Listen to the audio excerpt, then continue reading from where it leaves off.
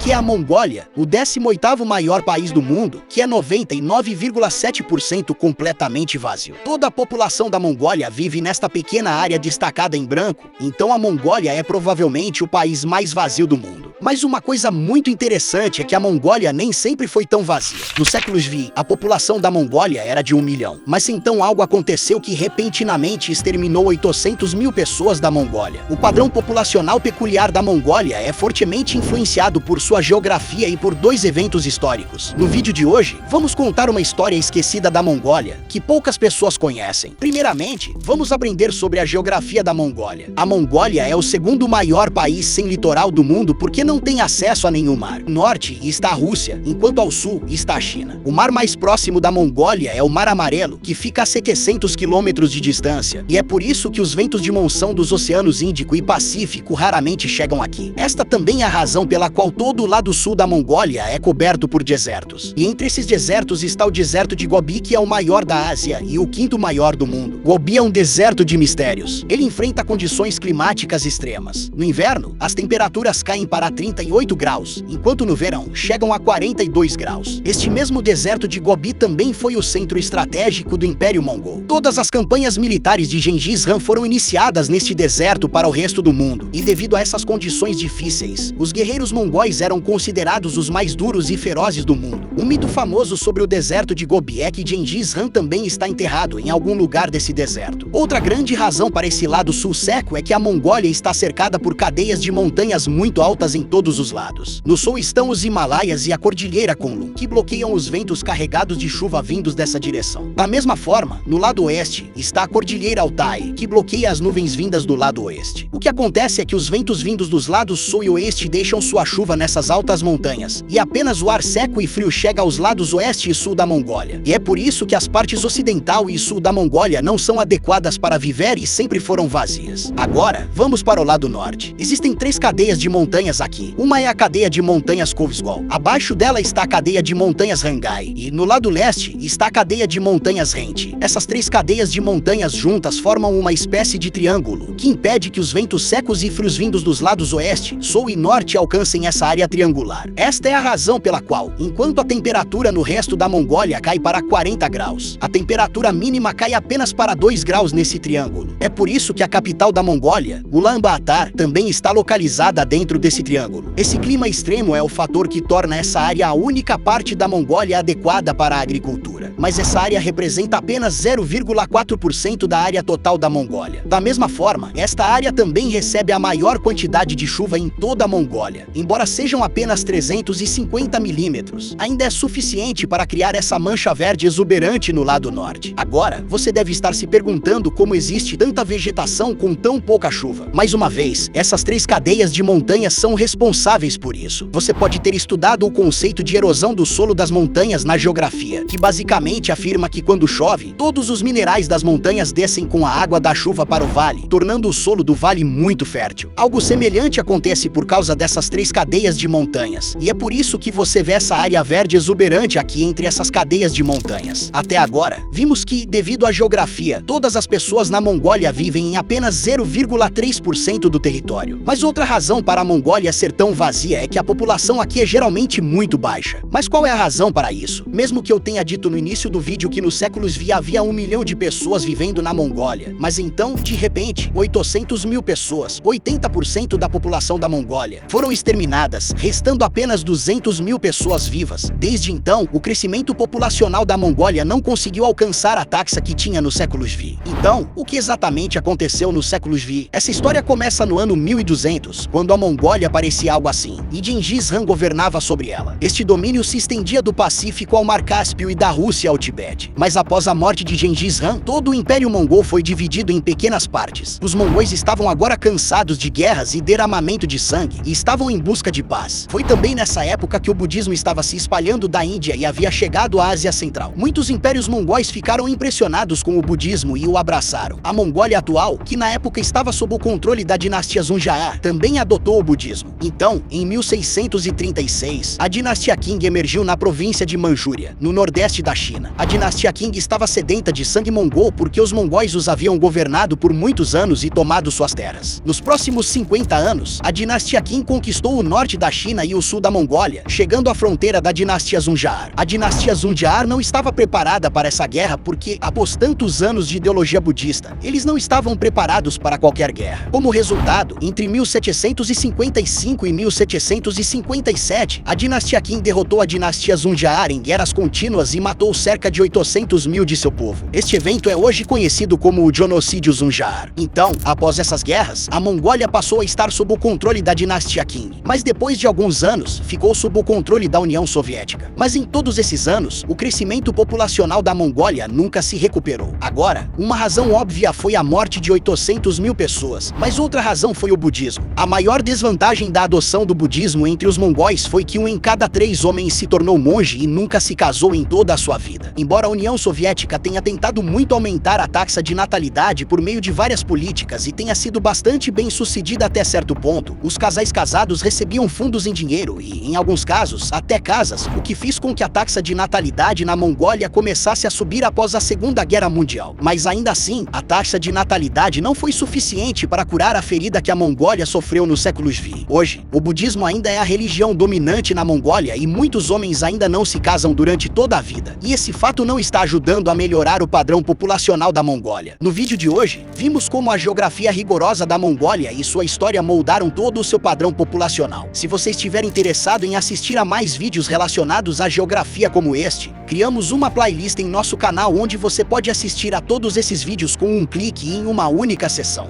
Se você gostou do vídeo de hoje, por favor, curta e se inscreva no canal. Nos veremos no próximo vídeo com outro tópico interessante. Cuide-se!